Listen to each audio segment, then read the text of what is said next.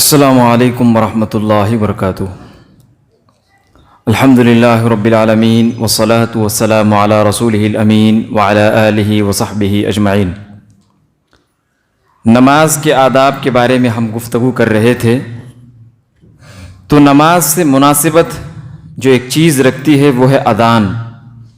تو اذان کے بارے میں آج ہم گفتگو کریں گے انشاءاللہ، بہت ہی مختصر اور کم وقت میں انشاءاللہ۔ تو اذان کے بارے میں سب سے پہلا ادب یہ ہے کہ مؤذن ہر شہر والے کو مقرر کرنا چاہیے، بلکہ ہر مسجد میں کوئی نہ کوئی مؤذن ضرور مقرر کرنا چاہیے، اور مؤذن صرف مرد ہی کا حق ہے، لہذا مؤذن مقرر کرنا یہ سنت ہے۔ اللہ کے نبی صلی اللہ علیہ وسلم کے پاس بہت سے وفود آیا کرتے تھے، آپ صلی اللہ علیہ وسلم انہیں نماز کا طریقہ سکھلایا کرتے تھے۔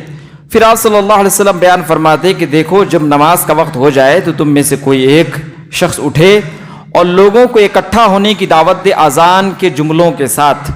تو یہ اذان کے لیے کسی مؤذن کو مقرر کرنا یہ مستحب اور سنت عمل ہے، اللہ کے نبی صلی اللہ علیہ وسلم کا حکم ہے۔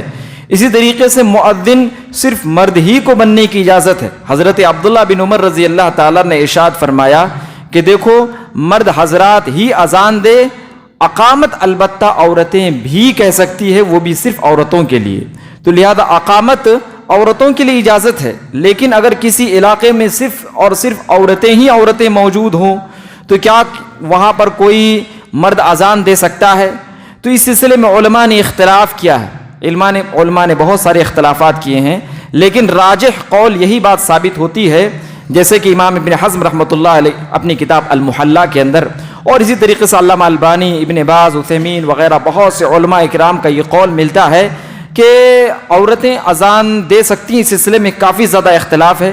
صحیح بات یہ ہے کہ صرف اور صرف اقامت ہی عورتیں دیں، چاہے عورتیں ہی کیوں نہ ہو، لیکن اذان کے جملے ہرگز عورت اس طریقے سے نہ کہے جس طریقے سے مرد حضرات لوگوں کو بلانے کے خاطر مائک میں اذان دیتے ہیں۔ یہ عورتوں کا طریقہ نہیں ہے، بلکہ عورتوں کو چاہیے کہ اپنی آواز کو پست کرنے کی کوشش کرے، یہی زیادہ اس کے حق میں زیادہ بہتر ہے، زیادہ مناسب ہے۔ اسی طریقے سے نمبر 2، اذان کے حوالے سے نمبر 2 کیا ہے؟ نماز کے وقت میں مسنون الفاظ میں آدمی کو اذان دینا چاہیے، اور ترجیح کے ساتھ بھی آدمی اذان دے سکتا ہے۔ مسنون الفاظ یہ کیا ہے؟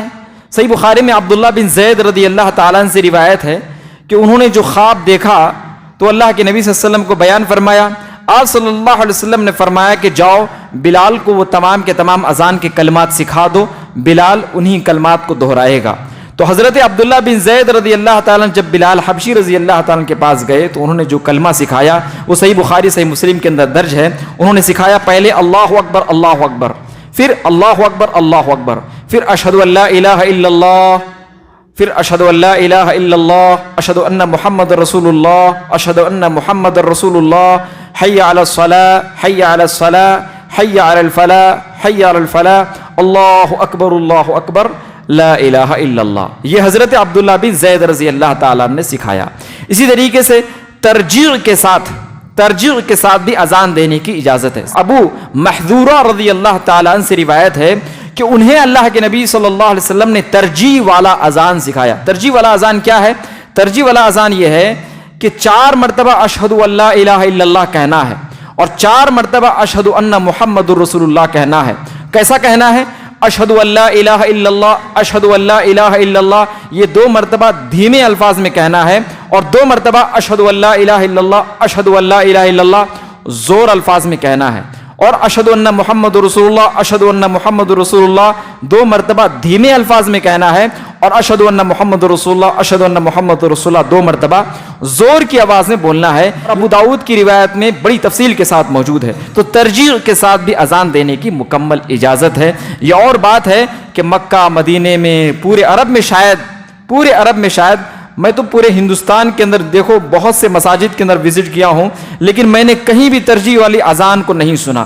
شاید اللہ رب العالمین نے اس سنت کو اٹھا لیا ہو، یا ہو سکتا ہے کہ کسی مسجد کے اندر کبھی کبھار ترجیح والی اذان دے دی جاتی ہو، واللہ عالم، اللہ تعالیٰ ہی زیادہ بہتر جانتا ہے۔ لہذا اس سنت ہمارے درمیان سے مفقود ہو چکی ہے، کبھی کبھار ہمیں اس پر عمل کبھی کرنے کی کوشش کرنا چاہیے۔ اسی طریقے سے نمبر 3 کیا ہے؟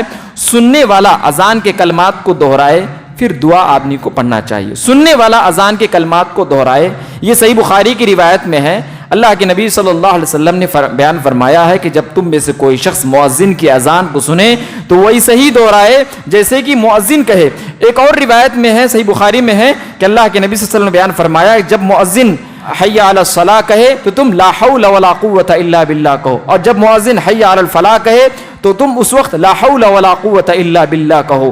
ایک اور روایت میں, صحیح مسلم کی روایت میں ہے کہ اللہ کے نبی صلی اللہ علیہ وسلم نے ارشاد فرمایا کہ جب مؤذن اذان دے تو مؤذن کے اذان کے کلمات کو دہراؤ, اس کے بعد مجھ پر درود پڑھو, پھر میرے حق میں دعا کرو. اور اللہ کے نبی صلی اللہ علیہ وسلم نے یہ دعا سکھلائی, اللہم رب هذه الدعوة التامة والصلاة القائمة آت محمد الوسیلة والفضیلة وبعثه مقاما محمودا الذي وعدته. یہ اللہ کے نبی صلی اللہ علیہ وسلم نے دعا سکھلائی اور فرمایا کہ جو آدمی یہ دعا پڑھے گا اللہ رب العالمین مجھے وسیلہ دے گا اور میں قیامت کے دن اس کے حق میں شفاعت بھی کروں گا. یہ نبی صلی اللہ علیہ وسلم نے بیان فرمایا ہے. ایک مسئلہ آتا ہے, کیا اذان سننا, بہت سی اذانیں ہوتی ہیں, ایک اس مسجد میں اذان ہوئی, پھر بازو کی مسجد میں اذان ہو گئی, پھر تیسرے مسجد میں اذان ہو گئی, تو اب کیسا کیا کریں گے؟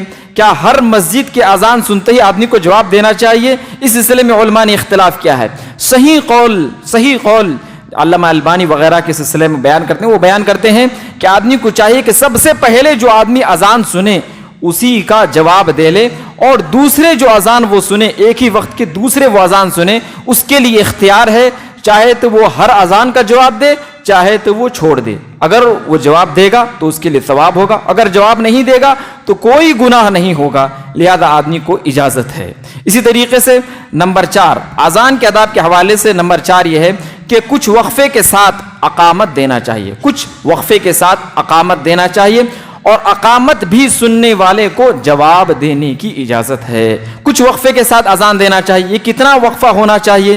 اس سلسلے میں صحیح بخاری وغیرہ کی روایتوں میں ملتا ہے کہ اللہ کے نبی صلی اللہ علیہ وسلم کے اذان اور اقامت میں جو وقفہ ہوا کرتا تھا, 50 آیت کریمہ کو پڑھنے کا جو وقفہ ہوتا ہے, اتنا وقفہ اللہ کے نبی صلی اللہ علیہ وسلم کے اذان اور اقامت کے درمیان وقفہ ہوا کرتا تھا. علماء نے بیان کیا ہے تقریباً 10 منٹ یا 12 منٹ, کافی زیادہ 10-12 منٹ اللہ کے نبی صلی اللہ علیہ وسلم کے ہر نماز کے درمیان, ہر اذان اور اقامت کے درمیان نبی صلی اللہ علیہ وسلم کا وقفہ اتنا ہی ہوا کرتا تھا, چاہے فجر کی لو, چاہے ظہر, چاہے عصر, چاہے مغرب, چاہے عشاء, تمام کے تمام نمازوں کے بارے میں.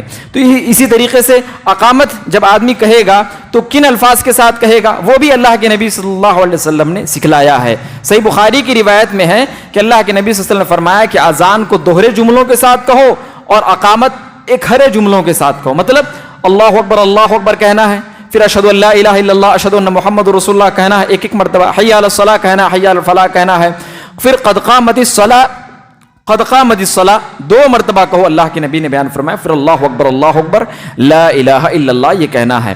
اسی طریقے سے ایک دوسری روایت ابو داؤد کی روایت میں ہے کہ اللہ کے نبی صلی اللہ علیہ وسلم نے اس بات کی اجازت دے رکھی ہے کہ آدمی دوہرے جملے کے ساتھ بھی کہہ سکتا ہے, جیسی اذان ویسی اقامت آدمی کو کہنے کی اجازت ہے. یہ ابو داؤد کی روایت کے اندر موجود ہے. اگر اس پر بھی عمل کرے تو انشاءاللہ کوئی مشکل نہیں ہے, لیکن جو سب سے زیادہ صحیح اور مضبوط ترین جو روایت ہے وہ ایک ہرے والا جملہ ہے جو ہمارا الحمدللہ عمل ہے. اسی طریقے سے سننے والے کو بھی جواب دینے کی اجازت ہے. صحیح مسلم کی روایت میں ہے کہ اللہ کے نبی صلی اللہ علیہ وسلم نے ارشاد فرمایا, اذا سمعتم النداء, کہ جب تم سنو اقامت, علماء نے ندا سے اقامت مراد لیا ہے, جب تم اقامت سنو, مؤذن اقامت جب دے رہا ہو تو اقامت سنو تو تم جواب ویسے ہی دو جیسا کہ مؤذن کہتا ہے. لیکن ایک روایت میں ملتا ہے قد قامت الصلاۃ جب کہے تو اقامہ اللہ و ادامہ کہنا چاہیے. حالانکہ یہ روایت سخت ضعیف ہے, لہذا آدمی کو قد قامت الصلاۃ کی جگہ میں قد قامت الصلاۃ ہی کہنا چاہیے. یہی زیادہ صحیح, زیادہ بہتر معلوم ہوتا ہے. اسی طریقے سے نمبر 5 یہ ہے کہ جب اذان دینا ہو تو قبلہ رخ ہو کر کے اذان دینا مستحب عمل ہے. کان میں انگلی داخل کر کے اذان دینا مستحب عمل ہے. اسی طریقے سے حی علی الصلاۃ یا حی علی الفلاح کہنے کے موقع پر آدمی کو دائیں اور بائیں مڑنا یہ بھی مستحب عمل ہے. قبلہ رخ ہو کر کے دینا, اس سلسلے میں علماء نے اختلاف کیا ہے, اور امام ابن حزم وغیرہ نے بیان کیا ہے کہ آدمی اگر دائیں بائیں قبلہ رخ مشرق کدھر بھی مڑ کر کے اگر آدمی اذان دے گا, جدھر بھی جہاں پر بھی بڑی جمعیت ہوگی، جہاں پر بھی لوگ بستے ہوں گے، اس جانب اگر مڑ کر کے آدمی اذان دے تو یہ کافی وافی ہے۔ ضرورت نہیں ہے کہ صرف قبلہ ہی کی جانب رخ ہو کر کے دے، لیکن سلف صالحین کا چونکہ اس پر عمل ہے، سلف صالحین قبلہ رخ ہو کر کے ہی دیا کرتے تھے، اس لیے علماء نے بیان کیا ہے کہ بہترین عمل یہی ہے کہ قبلہ رخ ہو کر کے دیا جائے۔ جیسا کہ قرآن مجید کی تلاوت اگر آدمی کرے تو قبلہ رخ ہو کر کے آدمی تلاوت کرے، اسی طریقے سے سجدہ شکر وغیرہ کرے تو قبلہ رخ ہو کر کے کرے، یا اس طریقے سے دعائیں وغیرہ کرے تو قبلہ رخ ہو کر کے کرے۔ تو اذان تو ایک عظیم ترین اللہ کا ذکر ہے، تو لہذا آدمی کو قبلہ رخ ہو کر کے ہی دینا چاہیے، یہی بہترین عمل ہے۔ اسی طریقے سے کان میں انگلی داخل کرنا چاہیے۔ صحیح مسلم کی روایت میں ایک صحابی رسول بیان کرتے ہیں، میں نے بلال حبشی رضی اللہ تعالیٰ عنہ کو دیکھا کہ جب وہ اذان دے رہے تھے تو اپنے دونوں کانوں میں انہوں نے انگلیاں داخل کر لی تھی۔ تو لہذا اسی طریقے سے کیا ہے، حی علی الصلاۃ اور حی علی الفلاح کہنے کے موقع پر آدمی کو دائیں اور بائیں مڑنا چاہیے۔ صحیح مسلم کی روایت میں ہے کہ وہ صحابی رسول بیان کرتے ہیں، میں نے بلال حبشی رضی اللہ تعالیٰ عنہ کو دیکھا کہ جب وہ حی علی الصلاۃ کہہ رہے تھے 2 مرتبہ تو دونوں مرتبہ دائیں جانب مڑ رہے تھے، اور جب حی علی الفلاح کہہ رہے تھے تو وہ دونوں مرتبہ بائیں جانب مڑ رہے تھے۔ تو لہذا یہ آدمی کے لیے جائز عمل ہے، مستحب عمل ہے۔ اسی طریقے سے کیا ہے، نمبر 6 ایک اہم ترین بات، بہت سے لوگ کیا کرتے ہیں، اذان کا بہت غلط استعمال کرتے ہیں۔ کچھ لوگ قبروں پر اذان دیتے ہیں، یہ حرام ہے، قبروں پر اذان دیتے ہیں، حرام ہے۔ اسی طریقے سے بچوں کی ولادت کے موقع پر اذان دیتے ہیں، یہ علماء نے بیان کیا ہے کہ مستحب عمل ہے، جائز عمل ہے، بہت ہی اچھا عمل ہے، سلف صالحین کا طریقہ ہے۔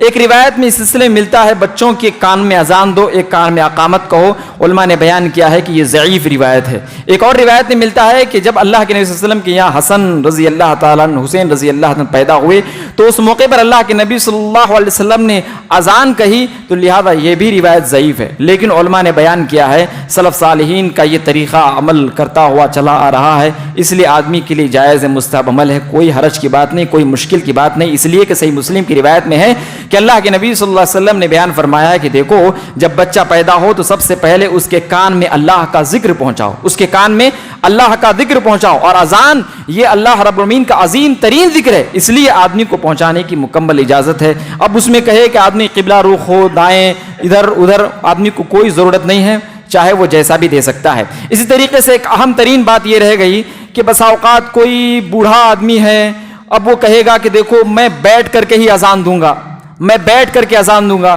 تو کیا بیٹھ کر کے اذان دینے کی اجازت ہے؟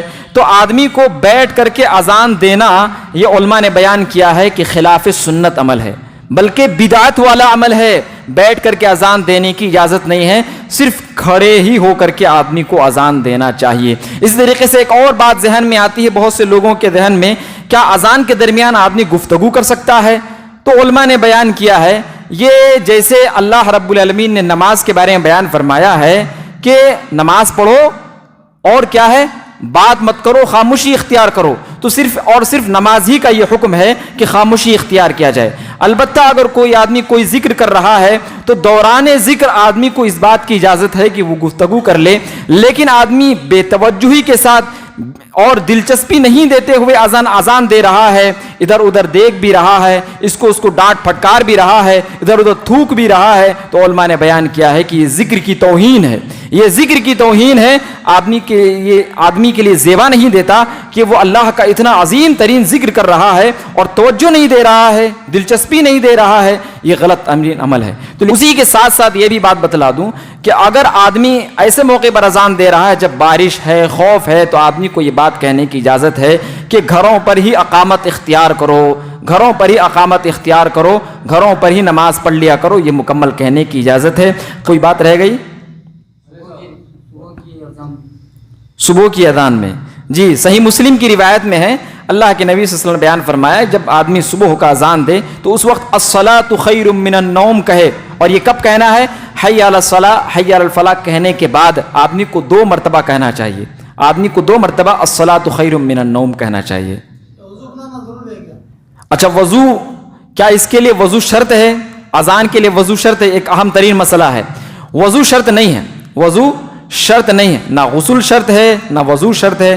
حالت جنابت میں بھی آدمی کو اذان دینے کی اجازت ہے، جیسا کہ امام ابن حزم رحمۃ اللہ علیہ نے نقل کیا ہے، لیکن مستحب عمل، سنت عمل اور سب سے بہتر پسندیدہ عمل یہی ہے کہ آدمی کو ہر ذکر کے وقت، ہر ذکر کے وقت آدمی کو پاک رہنا چاہیے، باوضو رہنا چاہیے، مستحب عمل ہے، سنت عمل ہے، جیسا کہ میں نے ذکر کے آداب میں نے ان تمام باتوں کو بیان کیا ہے۔ جی، 2 مرتبہ دھیرے بولنا اور 2 مرتبہ زور سے بولنا۔ نہیں ویسا نہیں، جیسے بسا اوقات آدمی کو 2 مرتبہ کہنے کی عادت رہتی ہے، اشہد ان لا الہ الا اللہ، اشہد ان محمد رسول اللہ، تو 1 مرتبہ کیا ہے، بہت آدمی اتنا زور سے نہیں بولتا ہے جتنا زور سے دوسری مرتبہ بولتا ہے۔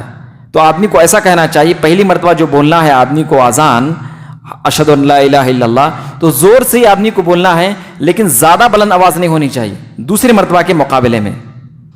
اذان وہ اسی کو کہتے ہیں جو دوسروں تک پہنچائی جائے، اذان کہتے ہیں اعلان، اور اگر دوسروں تک پہنچائی نہیں جائے تو اعلان کس چیز کی؟